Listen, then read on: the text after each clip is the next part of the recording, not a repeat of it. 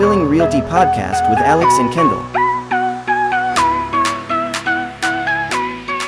Our guest today has sold over $1 billion, that's with a B, of real estate by the age of 35.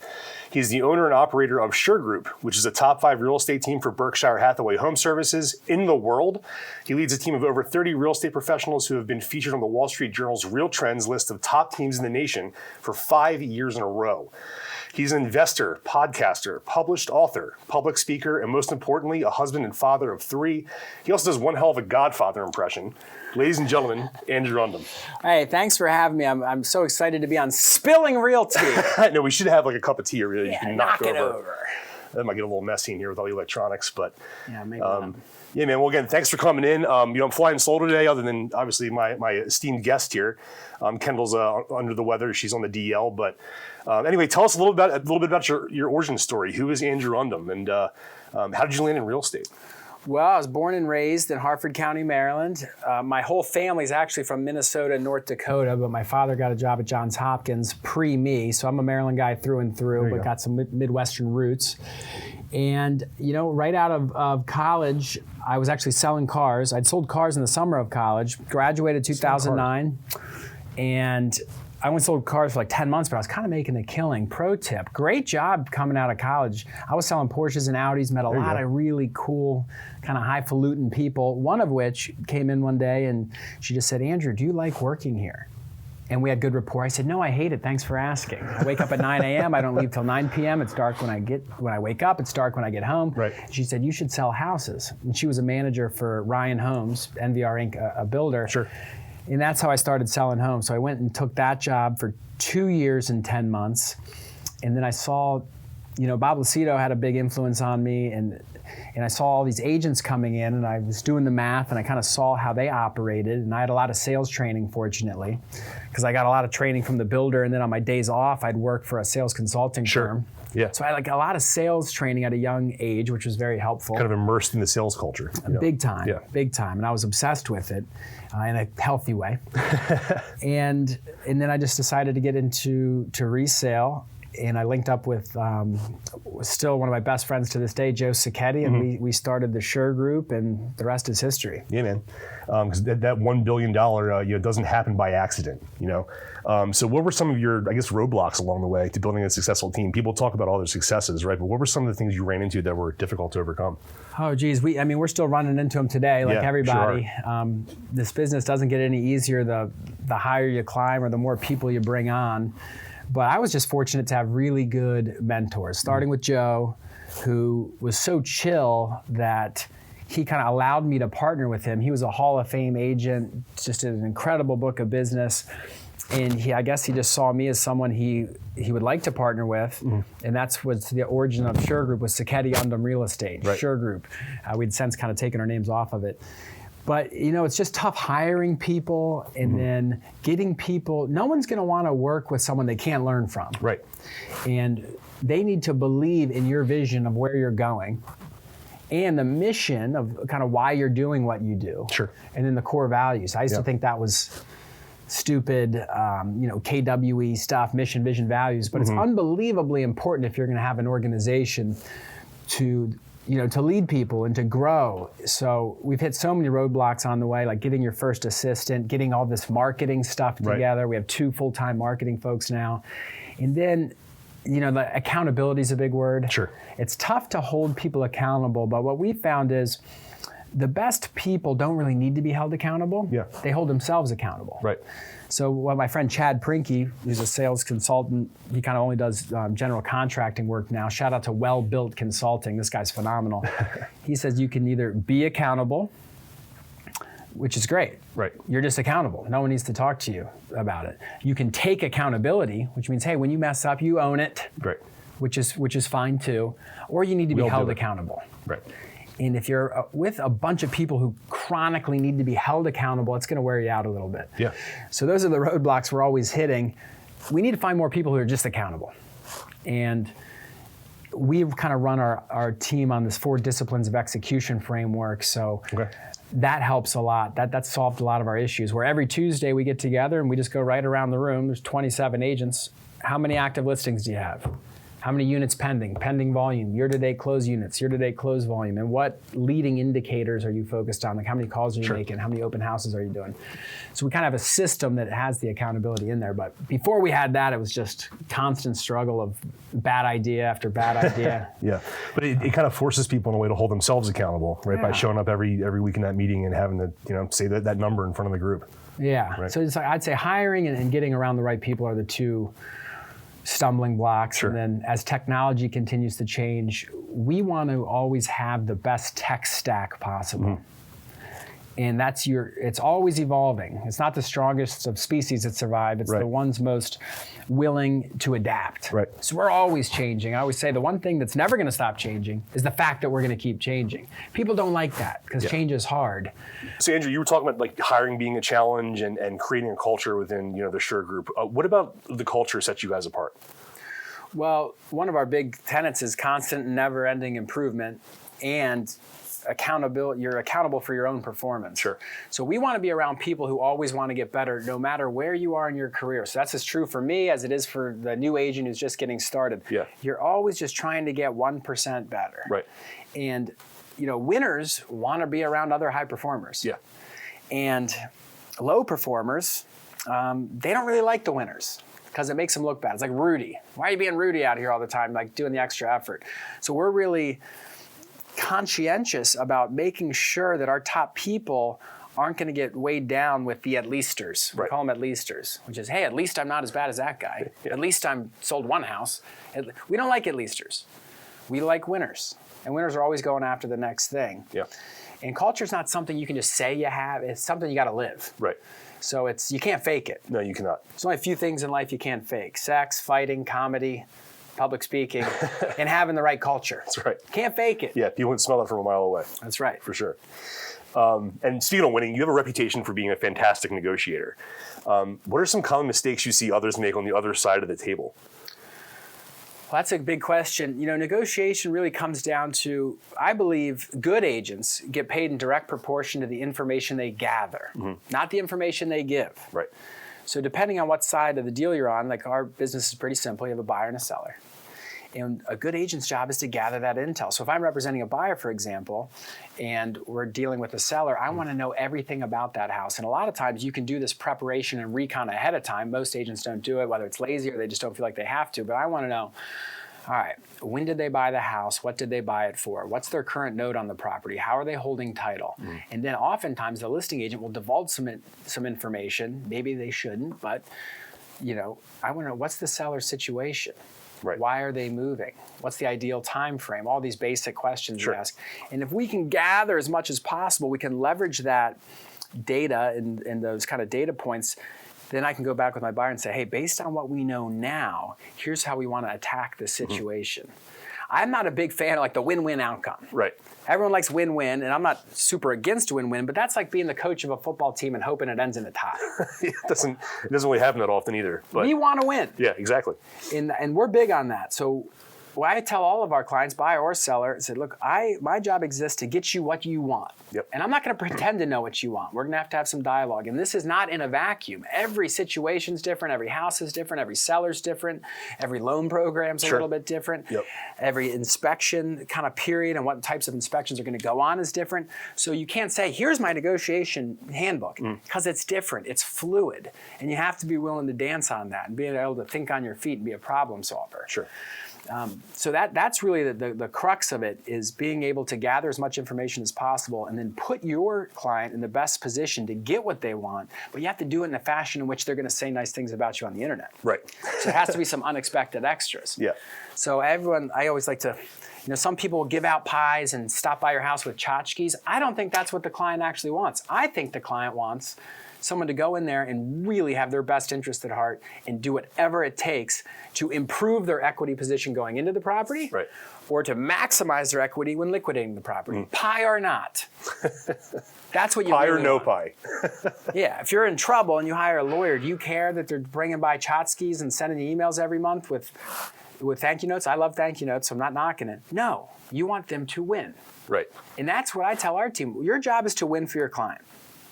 And your job is to give them what they want. And the mistake people make is they think they know what the client wants, and you don't. Right. Would you say that a lot of people do too much talking and not enough listening? Oh, of course. Yeah. Me included. Yeah. But I'm the guest here today. I'm here to talk. That's right. This is spilling realty. I'm spilling my guts. No doubt, man. I'm just talking about, I guess, from like a newer agent standpoint, right, or a newer salesperson in general. I also believe that most of the times people talk too much, and they're very eager to tell you what how great the product is or what they know, and they're not doing enough listening and understanding that, when people are objecting to what you're trying to tell them, they're actually giving you data and information about what they want. The best answer to any objection is, how do you want to handle that? Right. Because people will always be able to solve their own problems more than you'll be able to solve them. Right. 2 is, people don't argue with their own data.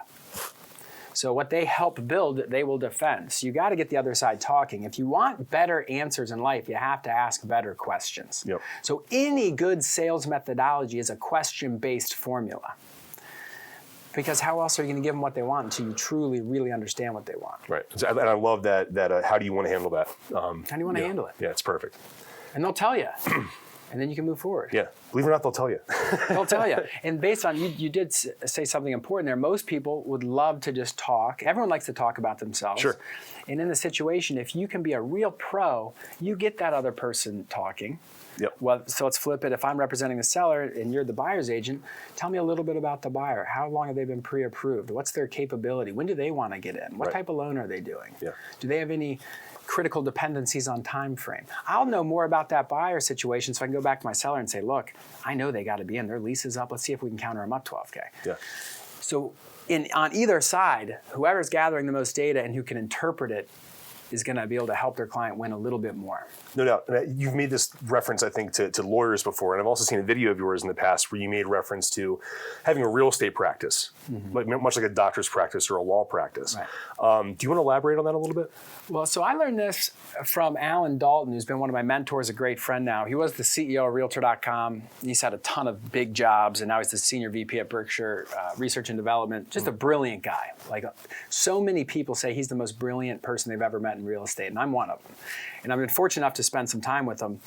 And he said, you know what? He kind of attacked the phrase, treat your business like a business, which people think, no, that's good. You should treat your business like a business. Yep. But businesses have customers and practices have clients. So don't treat your business like a business. Treat it like a professional practice. And in our industry, we're the only industry in the world who calls people past clients. What are you doing for your past clients? Do you think a doctor or a lawyer says, oh, there's my past client? If by saying past client, you're saying, I'm your past realtor. Because I only care about you when we're transacting. Now you're in the past. It's so stupid. Yeah. And it's a contagion in our industry that seems to be what people always want to talk about. Did you reach out to your past clients? No, they're your client. They're your client. And we have to look at people as clients and treat them as such, regardless of whether or not they're in the middle of or about to be transacting real estate. Right. So how do you keep I guess in touch or top of mind with your clients and keep them clients for life after the transaction is over? Well, this is all coming from my mentor Alan Dalton, but the only way you have access to people is through their concerns. It's not what I want. I want to stay in touch with you, so you think of me when you go to buy or sell and you give me referrals. That's about me. What do they want? Most people, everyone, like you mentioned, you had Joe Conroy on, who's a friend of mine, phenomenal financial planner. He's all about planning for life, and he's really good at his job. It's why he's so successful. Most agents don't have a real estate plan for life. So they want you to be a client for life, but they don't have a plan for life. At Berkshire Hathaway HomeServices, under Alan Dalton's tutelage, we created the Real Estate and Lifestyle Planning Guide. So that's what we do. We want to sit down with people almost in a financial planning type role, but we're not talking about financial planners. We're not qualified to do it. Right. We don't know about the asset classes and all the tax stuff, but we can talk about what's your real estate plan for life? How long do you plan on living here? And really help people go through that process. Right. And I could do that with anyone. I don't care if you're not looking to move in 8 years. Yeah. Let's get your plan together, because it's all about providing value to people. When they're not transacting. Yeah. Most agents struggle to provide value to people when they're transacting. Exactly. Yeah. If you want to elevate, you got to and have those forever clients. Yes.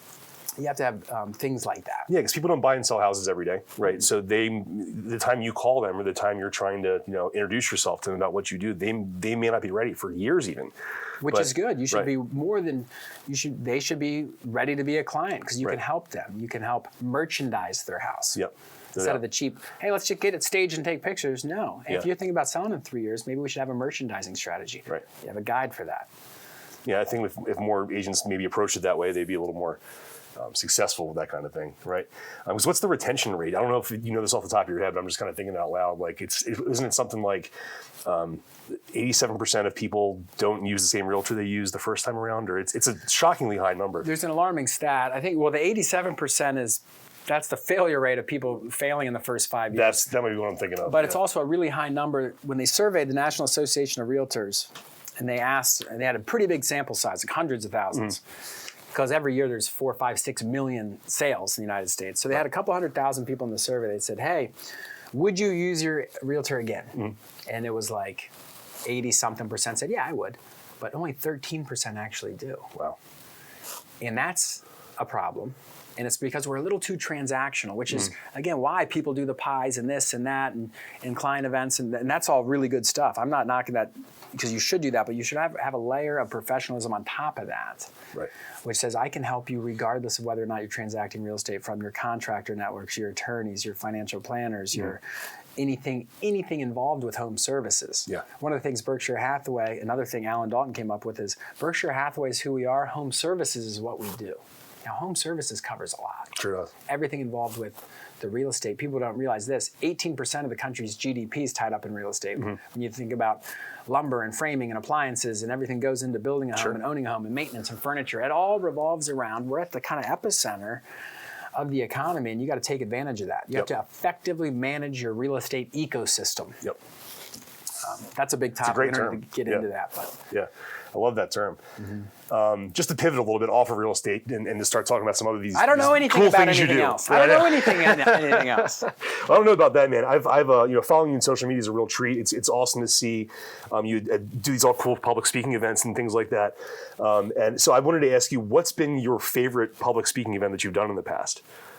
You know, they're all my favorite when they're over, right? So it's like there's always a build-up, right? You had the build-up, and I'm not really a public speaker per se. I was kind of thrust into it because our team's done so well at Berkshire, and people want to hear what we have to say. So, it's always a little nerve-wracking, but that's what courage is being scared and doing it anyway. Right. So, I just did one in Michigan. I did a keynote in Michigan last week.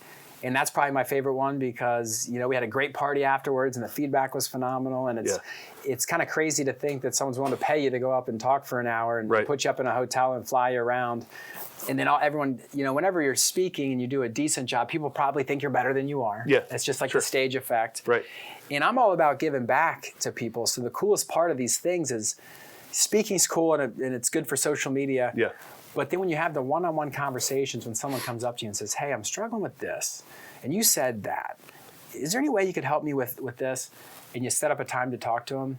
And that gives me that intrinsic reward to say, look, I'd love to help you, because anytime I've ever asked anyone for help, Alex, everyone's always willing to help me. Yeah. So I just feel like as part of being a human being and whatnot, you got to help people when you can. Yeah, 100%. And it helps sharpen your sword too, Absolutely. I think it makes you, a better agent and there's just something about that karmically, right? When you give back and put stuff out in the universe and do things for other people. I do it selfishly too, because I'd rather learn from someone else's mistakes. Sure. They're like, oh, you did that? Yeah. Oh, God, I'm thinking, I'll never do that. Never do that again. Yeah. Oh, so you put yourself in a real bad spot. Okay. Yeah, noted. Yeah, noted. Don't do that.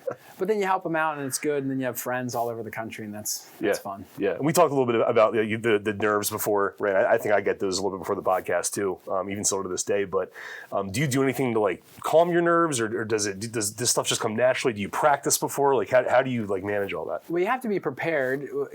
When you're prepared, there's less pressure. Right. But when you go out on stage and there's 300, 400, 500, 600 people there, there's no faking it. Yeah. So you're either good or you're not. Yep. And it's painfully obvious. We've all seen someone, you're like, oof, and everyone's rooting for you. No one wants to see it fail, but it's painful for everybody. The audience members, people, the person standing up there. It's like a bad best man speech. You're like, geez, just get off. Right. Just wrap it up, buddy. Yep. So I always prepare a little bit, but what gives me confidence is I only talk about things that I really believe in, the things I know. And most of the things, almost everything I talk about is just things I'm actually doing. Right. So I'm not talking about things I'm not actually doing day to day. Yeah. And look, And I always tell people, I come to these things to learn. Right. And I'm just trying to illuminate a part of their brain that might help them take a couple action items based on what we're doing. But when you're just talking about things that you live and breathe every day, who's to tell you you're wrong? Yeah. It's like my dad is a full professor at Johns Hopkins, research guy in the asthma center, and he does talks all over the country. And I remember before I did my first one, this was years ago, I was like nervous. I said, Dad, how do you do it? Because he travels all around the world and talks about science and experiments and stuff. And he just said, listen, when you're talking about things that you are an expert in, I always like to say, look, I'm describing, it's almost like you're describing your family tree. You're just certain, nope, that's my mom, that's my dad, that's my brother, here's their kids, we're cousins. No one can tell you you're wrong. Yeah. You're just so certain in that. So just don't try to be somebody you're not. That's a mistake you make. Right. That imposter syndrome. You don't try to be some super fancy. I'm not Tony Robbins. I wish I was. He's amazing. He's great. And it's like Buffini and Tom Ferry. They're so motivating and so captivating. And I just try to speak my truth. Right. And that seems to be what works for me so far. Yeah, absolutely. That's great, man. Now, you've also started a podcast recently, right? And you had some heavy hitters. We talked about a guest you have coming up, which is freaking amazing. Who's been your favorite guest so far? Man, so I've been doing like content like this for long, trying to figure it out. I was pretty early on the video. In 2015, I was doing the property tours, walking around, and that was before a lot of people started doing it. Yeah, you're really early on that. And then I kind of did this whiteboard show for years, and they're all back embarrassing me back. My hair was much more brown, less gray. It was pre 3 kids and whatnot. I'm getting there too, man. We'll talk about that later. But, and the overcast, it really makes it more white. Yes. Yeah, something about the sun not being there does not help. Yeah. There's something there. Does not help. But my good friend Kevin Jablon, shout out to MGCC in York College of Pennsylvania, we share the same alma mater. He built a podcast studio in Bel Air. It's almost like this, like just so nice. Yeah. But he's got like 12 cameras. I think it might be 6. And he's a really cool studio. He was my first guest, and he's probably still to this day my favorite because he's just a cool dude, entrepreneur, built a flooring company. Yeah. That was so big and so disruptive, and I think it sold for $90 million, and it's all over the Wall Street Journal, right out of Bel Air, Maryland, which doesn't happen very often up in Harford County. But he's just so cool and so real. And then I said, wow, who else could I get? Because I only want to talk to people that I'm inspired by, right? Yeah. And then Lucido, I mentioned he was a mentor of mine early because he's the guy I kind of wanted to be like. He used to come into the model home. Big Lexus, always in a suit, made me feel important, key, because people never remember what you do or say. They remember how you make them. Make them feel. Made me feel good. So I'd refer him like crazy. Anyone who came into the model home who had a home to sell, I'd refer him to Lucido. Yeah. He'd give me Orioles tickets and taking me to Capitol Grill. But he was just a really cool guy. So interviewing him was really fun because here's a guy who's just, by any means, I think he's the #1 Keller Williams team group in the world. Yeah. He did $30 million in commission last year. Yeah. And he's a personal friend of mine. So interviewing him was fun. And then I just did Northrop, who's another titan of industry. Right, no doubt. And like those guys are so at a different level. You know, I'm 35 and they're probably in their 50s, right? Or whatever, however old they are, more than me, a couple decades ahead of me. But you can get there. And it seems like, oh my gosh, how do they get there? But they get there the same way we all do, one day at a time, every day, piece by piece. And I just love surrounding myself with guys like that so I don't have to make their mistakes. And talk about being willing to help. I can call either of them and they'll give you the time of day. And they want to see you do well. Because the real people achieving at a high level are always down to help you. Because they're so secure. Yep. And it's not just competition. It's about just doing the right thing. I've also noticed that about successful people is they're always willing to to give you time, right? But you would think like with how busy they are, like how do they even have time to take 10 minutes out of the day to talk to you? But they're always willing to do it. They're willing to do it. When the student's ready, the teacher will appear. You got to be ready though. Yep. They have to know you're for real about it too. Be willing to ask the question. Yeah, for sure. Yeah, because they can smell fake people from a mile away. They've been around long enough where. Oh God, they didn't get to where they are dealing with dumbasses. Right. Yeah, it's no secret for sure. Well, you know what I always focus on, the market in any market. Yeah. As my friend Mark Stark told me this, and he had a little company called Berkshire Hathaway HomeServices, Arizona, California, Nevada. His company, he solely owned, did $9.5 billion in sales in 2021. Wow. $247 million GCI, had 3,600 agents. Yep. The reason I tell you that is because that's a guy you want to listen to. Yeah. If you took every single house in Baltimore City and Baltimore County in 2021, That'd be $7.2 billion. He did $9.5 billion. Yep. So this guy's a beast. And he said, in any market, there's going to be brokers and agents that win, and there's going to be brokers and agents that don't win. And you want to be one of the brokers and agents that win. So the state of the market and the predictions and the rates, and what Jerome Powell came out with yesterday, and the inventory and interest rates, that's going to be what it's going to be, and you can't control that. And you do have to interpret it. I'm not saying ignore it. You have to be knowledgeable and be able to consult with people and give them sound advice. But the only thing you can really control is yourself. Yep. And furthermore, you can only control what you're going to do today. Yep. And that's what the best people do. They know what they have to do today. Right, to win. Yep. Today's Wednesday. I knew I was going to be here today. Right. And that's what you can control. And any agent or lender or broker who knows what they're doing on a daily basis to move the ball forward, they're going to win. In the most disciplined teams and the most disciplined agents, they like a muddy field. The best trained people, they accelerate and do even better when it's a little choppy. If it's harder for the masses, what an opportunity to take it up a notch. That's where you gain market share. Yeah, and we're starting to see that now with realtors and lenders and title people kind of falling off the industry who maybe weren't prepared to take the bull by the horns and play on that money field that you were describing. So which is sad, but that's just that's the nature of the beast, right? And the problem is always the same thing. When people are thinking about getting out of the industry, or they're not hitting their numbers, or they're losing some confidence, or the myriad of reasons why someone might just choose a different career outside of the real estate space. You know what the problem is? It's them. Yeah. The problem's you. It's in the mirror. Yeah. The problem's always you. Right. Because people know what they should be doing and they don't do it. Right. So it's pretty simple. Yeah, it is. It's not easy to do it every day, but it is simple. Yeah. You know what you need to do. Right. A lot of that starts with activities you don't feel like doing every day. Yeah. But it's that's how people become successful, I guess. All right, cool. So I guess my last question before we get into Plead the Fifth, which is my favorite segment. Oh, Plead the Fifth. I didn't sign up for this. Yeah, it's all right. We have lawyers on staff and all that fun stuff. How do you manage to do all this stuff and still have time for a family? Well, I got really lucky with, first of all, my wife's incredible. So I have 3 kids, a 6, a 3, and a 1, about to be 6, 4, and 2. So she's super mom. So she runs the household. Yeah. So I just know everything there's tight. And I've designed my days around, intentionally, where I'm home every night at 5:30. Every night. Yeah. So that means I have to, and I sleep a lot. See, this is so. Yeah. I should plead the fifth on this, but I'm like a 9-hour a night guy. So it's not like I get up at 4. I don't. I need my 8 hours. I do. I get more. I can't. 8's not enough. So while I am working, it's not the number of hours you put in; it's what you put into the hours. Right. So I just kind of have my regiment, and then I have such amazing team members, like my partner Matt Pecker. Yeah. The most prolific agent I've ever seen. I mean, he has 120 deals himself, 50 million. He's so disciplined on his calendar. And we have 4 staff members between James and Brandon in our marketing department, Tara and Katie on the admin. We've really streamlined the process of selling a lot of real estate. 'Cause look, we have 2 closings a day every day. Right. Every weekday. So there's a lot that goes on there. But we have the right people and the right seats on the bus. And now I'm super pumped and excited to expand further. Yeah. And we'll just keep getting top grading the staff and the people so we can support what we're trying to do. Because we're trying to get to 1,000 units a year. Right. So I just think, look, we're selling real estate. Yeah. Elon Musk is running Tesla, SpaceX, the Boring Company. You have other companies that are just vastly more impressive and do way more than we could even fathom. Yeah. But everything's possible. People underestimate what they can do in a year, and what's the saying there?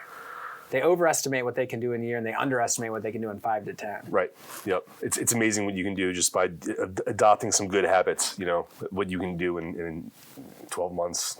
2 years, 3 years, whatever. Yeah. So you have to have unrealistic expectations about how good your life can be. Someone told me that once, and that stuck. That's a good one. Unrealistic. All right. I'm in. Yep. Sounds good to me. I can daydream about that all day. Yeah. That's a good way to put it, too. All right, very good. So we're going to get into my favorite segment, which is called Plead the Fifth. Kendall usually does his introduction, but we're waiting here, so we'll we'll do our best. Where's Kendall? Yes. Anyway, so Andrew has no idea what I'm about to ask him. These are rapid-fire questions. Some are a little personal, so let's get into it. The first one is a game that you may be familiar with from the high school locker room, the college locker room, whatever the case may be. We'll clean it up a little bit because this is a PG-13 audience. It's a family show. Shag, Marry, Kill. So are you familiar with that game? Okay, yeah. Very good. Shag, that's a good word for it. Yes, yeah. I was trying to. I'm an Austin Powers fan, so I think that's a good. So you pick one person you want to shag, one you would marry, and one you would kill. Yep, we give you 3 choices. And you have to pick. You got to pick, or you can plead the fifth. But this week's category is the Silver Fox category. We mentioned that earlier. I'm going a little gray up here myself, but I have. Let's see. We have 3 choices here. I'm going to go with George Clooney, Richard Gere, and Steve Carell. Those are your 3 choices. Well, it's weird as a, marry and shag. I thought you were going to give me female choices. Right. No. So that's the fun part about this, okay. right? So, and remember, shag is the one night stand. That's kind of how I always portray this to people, right? Marry is like the person you want to spend the rest of your life with. Kill is let's just get this guy out. Well, I'd probably just kill Steve Carell. I'd just have fun killing him. Yeah. You wouldn't put up too much of a fight, I don't think, either. So, and then compared to the other no, two. I take it back. I'll kill Richard Gere, kill his ass, and then watch out for the gerbil in there. The one night stands with Carell because he's just good for a laugh, and then Clooney's just such slick. You want to spend infinite time with Clooney. So I just go ahead and marry Clooney. I don't blame you. I love the thing he did with all of his friends too. Did you hear about that? Like he gave them all $1 million at dinner one night, or all of his childhood buddies and stuff. You know? It was after the tequila thing. Yeah. Casamigos. I like that. Yeah, that's a good one. All right, so who gets mistaken for the other person more, you or Ryan Serhant? You know, it's funny. I asked him that on our podcast. I said, Ryan, how often, on average, do people come up to you and say, you look just like Andrew Undem? Yep. And he said in Baltimore, it did happen a couple times.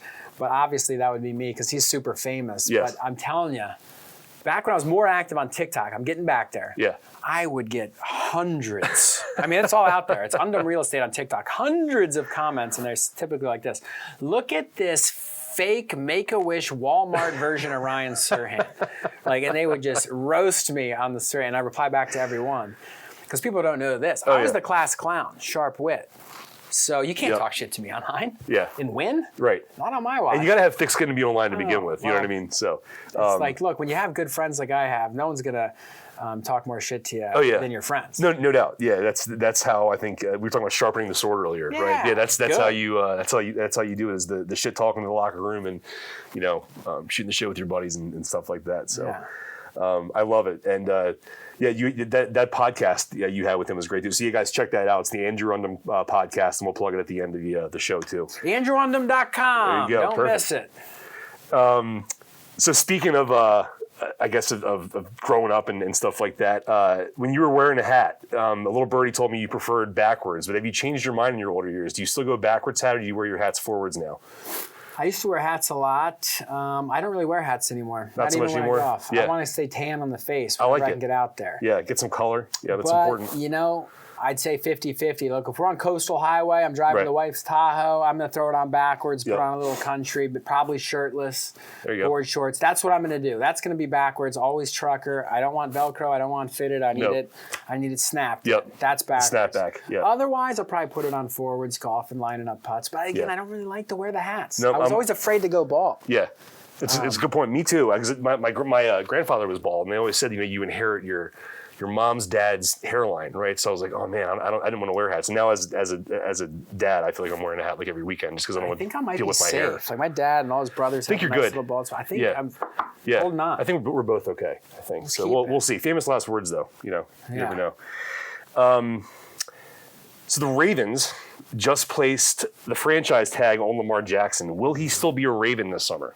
Yep. See, here's what's happening there. Okay, this is inside info. Yep.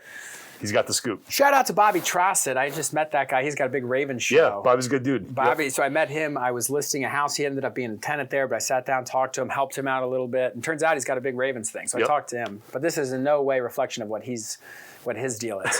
Here's just what I think. Lamar does not have proper representation. Now, it's true. As slick as he might be and as good as he is and his mom is, and look, holding out That's great.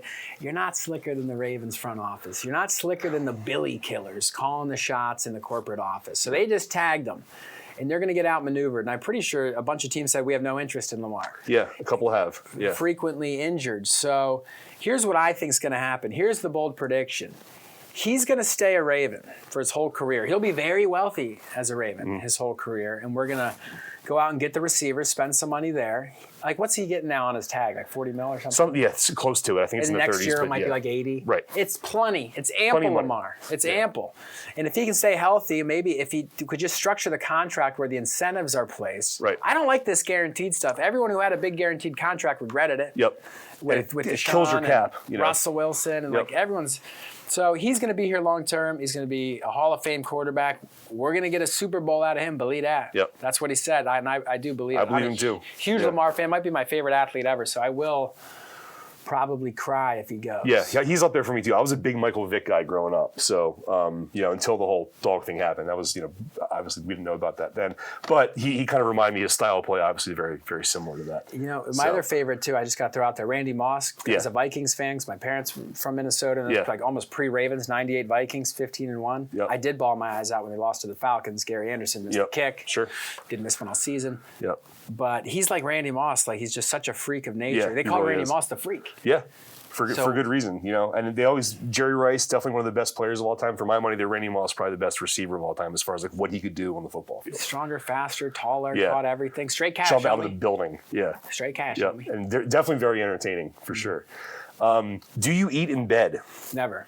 Nor watch TV. Get the TV out of the bedroom. Unnecessary. Yep. I did that 5 years ago. Best decision I've ever made. Eat in bed? Yeah. What are we doing? Someone admitted, I'm not going to call them out on our podcast here, but someone admitted to eating crabs in bed before. Steamed Maryland crabs, not crab cakes. Well, it depends on how hungover you are, I guess. Yeah, I guess. Maybe back in the day I did, but I can't tell you the last time I, sat in my bed and ate a meal. No, me neither. I'm not judging it, but it's a good question for Are You Garbage? It's another good podcast out there. Are You Garbage? Yeah. So I think that's it for Plead the Fifth. Andrew, thanks for sitting in the hot seat. Hey, thanks for having me. Yeah, man. I'm easy to find, always down to help, and I really appreciate you having me on as one of your guests. Of course. And before we cut you loose and get you out of here, do you have any charities you want to plug? Well, the one that we just participated in and that I plan on being actively involved in for a while is called Love and Lunches. Okay. Are you familiar with that? I saw you do something about that on Facebook recently. It's the Baltimore Real Producers, founder Colleen and her wife Jillian are behind that, and they're just the best people. Yeah. Jillian and Colleen. Yep. And they put so much just heart and soul into that. And I saw it up close and personal, and you can donate and you pack lunches, and they're really helping the less fortunate people down in Baltimore. And when you go and when you do that, and I encourage anyone in real estate, like, they make it so easy for you. You just show up, you donate some time, little money, whatever you want to do. And when you get to hand people like a quality lunch that they don't know where their next meal is coming from sometimes, depending on the amount of people you give them to. Right. And they appreciate it so much. And it's so simple. And I think they call it simple sacrifice is another one of their terms. Love and Lunch is simple sacrifice. That's a really cool thing to do. And I'd like to see that grow. Because they made it so easy. Just show up, donate some time, donate some money, and you'll feel better for doing it. Yep, and we'll tag them in the show notes as well. So again, Andrew, thank you so much for coming in. This has been Spilling Realty, and for my co-host Kendall, Alex Thomas, we'll see you guys next week. Peace.